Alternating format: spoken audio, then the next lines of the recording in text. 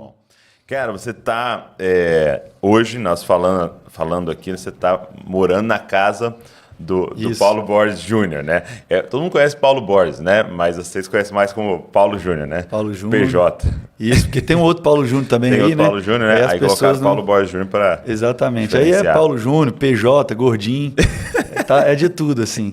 Mas eu tô lá, cara. Tem 1 ano e 7 meses. Você falou que no dia da nossa gravação aqui, hoje é a última noite. Você Exatamente. É minha última noite. Hoje é meu primeiro podcast da vida e minha última noite na casa do Paulo Júnior. Marcante, hein? 1 ano e 7 meses. 1 ano e 7 meses. Com o Paulo Júnior e com a Lana. Tempo, assim, de esticar. Eu sei que é um privilégio, assim. Às vezes o pessoal nos encontra e fala, cara, como é que é, né?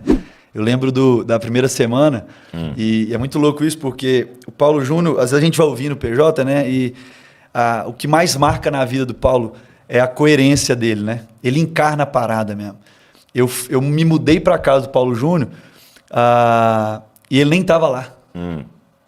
Eles estavam em viagem, eu fiquei 5 dias sozinho lá, me mudei, tinha a Lana, é uma mãezona, preparou uma toalha com o meu nome bordado, uma toalha de rosto, o meu quarto já pronto, só para eu me instalar, e eles nem lá estavam. Então, assim, passa muita coisa na cabeça, né? E é muito legal a gente falar isso, né? Porque o Paulo Júnior tem sido uma referência, o Dizuscope tem alavancado, claro, muito a voz do Paulo Júnior, eu sei da influência dele nas nossas vidas, né? Sim, nas nossas vidas. E ver essa coisa dele, cara, essa entrega, ele nem me conhecia tanto, entendeu? Mas vamos voltar.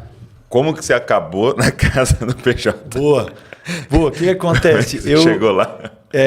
Enfim, a minha história, eu sou de Minas Gerais, né? Eu gosto sempre de falar isso, sou lá de Timóteo, é a cidade que o apóstolo Paulo escreveu 2 cartas, você já deve ter lido. Ali Jesus em Minas nasceu Gerais. Em Belém e Paulo escreveu. Aqui em Belém do Pará. E Paulo escreveu para Timóteo. Mas eu sou lá de Timóteo, Minas Gerais, cresci na igreja com 12 anos, 11 para 12 anos, foi a minha virada de chave na missão. Foi quando eu entendi, fiz uma oração simples, falando, Deus, eu não sei o que o Senhor quer fazer comigo, eu não sei para onde o Senhor vai me levar. E eu falei com ele assim, com toda a minha sensibilidade no tempo, falando assim, eu não sei o que o Senhor quer, mas eis-me aqui, arregaça comigo. E foi essa expressão bem mineira, para alguns até um palavrão, né? Mas eu falei, arregaça comigo, Senhor. E aí a minha vida foi caminhando nessa jornada, então eu cresci vivendo na missão mesmo, assim, todas as minhas férias em viagens missionárias, fui na influência da minha irmã na minha primeira, depois voltei com 17 amigos, depois com 24 amigos, depois com 39 amigos, depois com 42. Cada férias todas as férias a gente levava mais gente. E dentro disso a gente foi gerando um movimento nas escolas, o movimento chamava Movimento Plugados na época, lá em Minas, interdenominacional, a gente não tinha muita referência de muita coisa, a internet não era tão forte naquele tempo. Então a gente cuidava tanto dos órfãos, tanto nos hospitais, enfim, era um tempo muito precioso. Isso você estava na escola? Isso eu estava na escola. E você eu tinha 13, 14 anos. Organizava grupos na escola para fazer isso? Exatamente, a gente chamava de pit stop. Então a gente tinha em todas as escolas estaduais, municipais e particulares. E era um tempo assim muito intencional, um tempo de leitura. Eu gosto sempre de falar disso porque amigos meus daquela época, mesmo que não estão hoje na realidade da igreja, muitos deles, mas são homens que quando a gente se encontra, fala como foi importante para mim, cara. Como foi importante para mim aprender a falar em 5 minutos aquilo que eu demoraria 1 hora. Como foi importante na minha formação como homem. Faziam? A gente fazia era o que hoje a gente chama de clube na escola. Era uma parada meio que obrigatória para esses amigos. A gente fazia no recreio sempre de 20 minutos. A gente tinha os últimos 10, era oração, a leitura da palavra, e era um tempo muito evangelístico, mas um tempo muito de meditação, né? Onde todo mundo falava. Então não era eu pregando só, onde todo mundo podia pregar. Porque quem não consegue compartilhar com 2, 3 minutos? Então, assim, foi um tempo muito precioso. E disso aí a gente fui crescendo, né? Na Juban, na Juventude Batista Mineira, jovens de todos os lugares de Minas Gerais. A gente tinha uma turma de Minas, que na época era um congresso assim, era 1.500 adolescentes, batistas, de todo o estado de Minas Gerais. E aí eu fui crescendo muito novo. Graças a Deus, Deus me deu também, vou chegar lá no Paulo, mas Deus me deu mentores e homens de Deus que foram me forjando na jornada, né? E por que eu estou falando isso? Porque vai fazer muito sentido lá. Eu lembro de uma turma de Minas, tinha lá uns 1.300 pessoas, e o Vinicinho, ele era o líder lá, o diretor executivo, e ele falou o seguinte, você vai dar devocional. Você vai apresentar, na época era o PC Baruch, era uma galera bem legal assim, você que vai chamar a galera, mas você vai dar devocional também. E aí eu lembro desse dia, tinha um outro irmão que dava devocional e a gente usava um colete vermelho. Então era sempre conhecido como os vermelhinhos, né? E aí, rapaz, o cara nunca usava, né? Então eu falei, pô, se o cara não usa, agora eu vou usar. Eu não vou usar também. Então eu servia lá, lavava banheiro, limpava chão, ajudava aqui, ajudava ali. Aí na hora de falar, de pegar o microfone, eu sem o colete, ele chegou pra mim e falou o seguinte, o que foi? Eu falei, veio orar por mim? Ele, não é isso não, por que você não tá com colete? Eu falei, ué. Ele falou, não, Matheus, o mesmo cara que lava o banheiro lá, é o cara que vai falar ali na frente. Coloca o seu colete. Então, assim, desde novo, eu fui sendo forjado por homens de Deus, meu pai, minha mãe, o Teco e a Núbia, né? Que foram me ajudando e me inspirando. E aí foi a minha jornada. Fui crescendo. Trabalhei um tempo também com o JV na estrada. Eu já rodava pregando muito. Porque essa galera da escola, o que a gente fazia? A gente... era chamado para pregar. Então, naquele tempo, não tinha muito essa parada assim, prega mal, prega bem. Não interessa, meu. Eu quero pregar, eu quero falar, eu quero... Aquilo que está pulsando, eu quero repartir. Então, assim, a gente foi crescendo muito nessa realidade lá, sabe, Douglas? E eu cheguei um tempo na minha vida aí, vim para o seminário, vim para São Paulo, pastorei lá na Igreja Evangélica Batista em Ferreira, e também era itinerante, estava também ali com o JV, enfim. Até que chegou um tempo, junto com o Daniel Coelho, que é um pastor querido, um amigo, e ele começou a falar comigo de um cara, que era o Paulo Júnior. E ele começou a contar as histórias dele. E aí foi um marco na minha vida, por quê? Porque no início do seminário, eu participava muito das conversas pastorais, pastor Ed René Kivitz, ali na Ibabe, e numa das conversas, eu e o Guilherme, um amigo também com o Ed, a gente falou, Ed, que sempre quando a gente chega nos mestres, né, nos homens que são referência, enfim, a gente quer perguntar, e aí? Eu sei que você direto deve receber essa pergunta, ô Douglas, e aí, como é que faz para começar? E aí, né? E aí a gente chegou pro Ed e falou assim, Ed, e aí?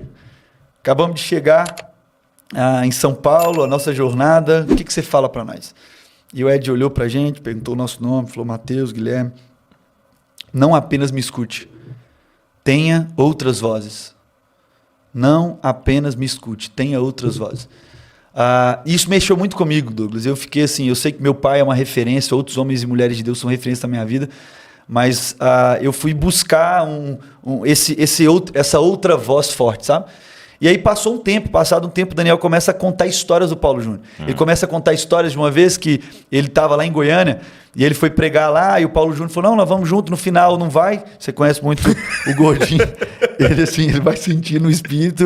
Ele fala, não, bora, mas aí não, vou. E ele ficou para ver filme com a filha e com a Lana. E aí o Daniel foi, e aí ele foi com o carro dele, naquela época, tal, aquela coisa toda, pregando. Na volta, quando ele vai chegando na casa do Paulo Júnior, na garagem, o portão fecha em cima do carro do homem. Pensa, o Paulo Júnior é uma referência para nós, então tem essa coisa assim, o Paulo Borges. Pensa, ele estava com o carro do Paulo Borges. Com o carro do Paulo Borges, na casa dele, ele vendo um filme com a família, e o portão fecha e estraga o carro. Ele desesperado volta, estaciona e chega na sala. E aí o gordinho daquele jeito, ô meu irmão, senta aí, foi benção lá? Ele foi. Eu preciso te contar um negócio. Aí ele falou, é muito urgente? Ele falou, O que foi? Ele falou assim, então, eu fui entrar e a garagem, o portão fechou e eu estraguei o carro. Aí a filha dele, a Bebel, falou assim, não, Dante, minha irmã aconteceu isso com ela, senta aqui, vamos ver um filme, come a pipoca aqui, vamos sentar. E aí ele ficou congelado e falou, vocês não estão entendendo. O portão fechou no carro, arregaçou o carro. E aí o Paulo Júnior falou, não, meu irmão, senta aqui, amanhã a gente olha. E aí, na manhã seguinte, o Paulo Júnior desce e o Daniel ficou muito constrangido, ficou muito mal, cabisbaixo. E aí o Paulo Júnior falou assim com ele, desceram lá, foi ver, ele foi olhar, o Paulo Júnior falou assim, meu irmão, na próxima, isso é bom, porque na próxima eu peço um Uber para vocês, porque vocês ainda não entenderam que vocês são família, né?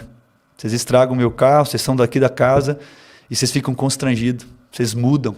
Vocês têm que entender que isso aqui é uma família e está tudo certo. Rapaz, isso me deu um boom. Essa simples história me marcou tanto que eu falei, eu preciso conhecer esse gordinho.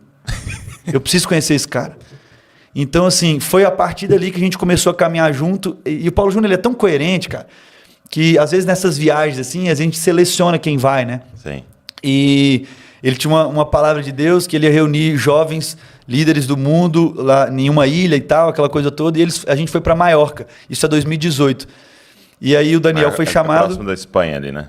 Exatamente. É na Espanha. É uma ilha da Espanha. Exatamente. E a cidade onde tudo começou e onde eu vou passar minha lua de mel, você acredita? Você vai lá? Vou pra lá. Que legal. E aí, eu nunca tinha... casa em 20 dias a gravação. Meus irmãos, aqui, né? 20 dias e mais ou menos aqui 7 horas, 6 horas e 32 minutos. Tô contando, tá chegando. Pra quem não sabe aí, a maioria, lógico, eu sou noivo da Marcela Vidala, a mulher mais linda do mundo, mais especial da minha vida. Beijo, amor, é nóis. E aí, foi muito legal porque o Dani começou a compartilhar as histórias dele. E aí o Daniel é um pastorzão também, busca a coerência, cara assim, de Deus. Ele ia contando, Douglas, as histórias do Paulo Júnior, e aí as coisas iam fazendo sentido. Eu acho que a sensação de todo mundo que ouve o Paulo Júnior, eu gosto de traduzir essas sensações. A primeira assim, rapaz, eu nunca ouvi isso. E estava aqui. Sim. Não foi uma parada que leu num livro de... Não, estava aqui. E a outra coisa é assim, rapaz, eu sempre criei nisso, mas nunca traduzi desse jeito que esse cara traduz, né? E aí foi assim a minha experiência. Você falou que ele estava selecionando para ir para Mallorca. Exatamente. E aí ele falando sobre isso, sobre a transferência e transição. O Daniel, eles estavam na temporada na Sal da Terra, todo ano a gente compartilha de um tema, né? E no tema daquele ano que eu conheci o Paulo Júnior era transferência versus transmissão. Onde ele vai construindo, o Paulo Júnior vai bater muito nessa tecla, que o apóstolo Paulo, o que ele faz com Timóteo, não é apenas uma transferência de informação, mas é uma transmissão de vida. E é por isso que Paulo chama Timóteo para casa. É a consciência dizendo o seguinte, não há mais privacidade na vida de todo aquele que toma a decisão de entregar tudo, porque quem entrega tudo não tem por que ter privacidade. Entende? Então, assim, aí você fala, Matheus, mas até um ponto. Cara, eu fui para casa do cara sem ele estar lá. Eu piso no banheiro dele quando o sabonete do meu quarto não tem mais. Às vezes, quando a Bebel vai lá e pega um shampoo lá que estava no quarto e vai tomar um banho com o filho lá no outro banheiro do Paulo Júnior, eu tenho a liberdade de ir para o banheiro e pegar o shampoo de novo para usar e depois devolver. Então, assim, essa parada da transferência versus transmissão me pegou muito. Eu falei assim, eu quero andar porque eu quero... eu já vivia nesse sentido, assim, nessa intencionalidade. E a coisa foi potencializando. Eu falei, eu quero isso pra minha vida, cara. Não quero ser o pregador de um público muito grande, mas eu quero ser um homem que no meu velório os amigos vão ter a honra de pegar na alça, não vão deixar nem os caras do velório segurar. Que eu gosto de pensar nisso, assim, os amigos da alça, eu quero ter os homens de honra, as minhas amigas, meus amigos que vão segurar na alça do meu caixão e vão dizer, não, esse homem foi um homem coerente. Esse homem foi um homem que encarnou. Então, Paulo Júnior foi muito essa representação nas histórias. E aí, nessa viagem, sem mesmo me conhecer, foi que eu conheci ele, o Pijama, conheci a Sal da Terra lá, meu irmão. Eu conheci só o Daniel e as histórias do Paulo Júnior. E aí eu fui conhecer lá. Então, eles te convidaram para ir nessa viagem. Exatamente. O Daniel falou o seguinte, bora comigo? Só paga a passagem, lá os irmãos vão arcar tudo. Aí, né, a gente quer que a gente fale amém, né? Tá tudo certo. E aí a gente foi para Maiorca. Eu lembro do primeiro encontro com o Paulo Júnior. A gente estava subindo lá na igreja que você foi também, na igreja do João Martins, na Casa da Cidade. E a gente estava subindo lá, é bem aconchegante, né? Tudo tem um sofazinho, exato. Um relógio, um quadro. E aí a gente estava subindo, ele mancando ainda, aquela coisa toda. E eu assim, é o Paulo Júnior, né, velho? Reverência, aquela coisa toda e tal. E assim, atrás, para tentar a poeira dele. Se ele andava para a direita, eu ia para a direita para pegar a unção, a sombra.